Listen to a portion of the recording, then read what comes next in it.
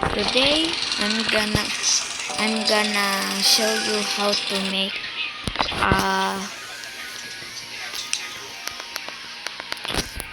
make a black tornado. First, grab a stick.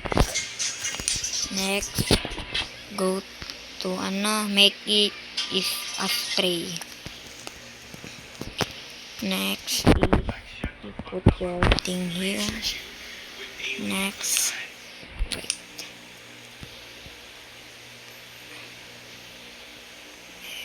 Select spray, yeah, and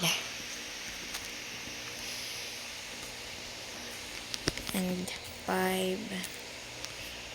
Next is see display.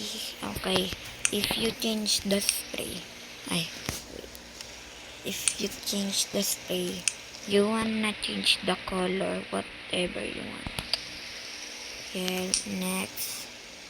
Now next is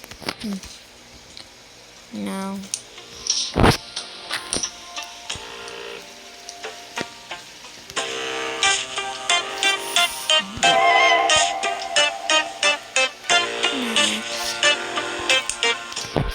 load. Next is direction. Okay. Nice. Next is name it and icon and save it. That's bye.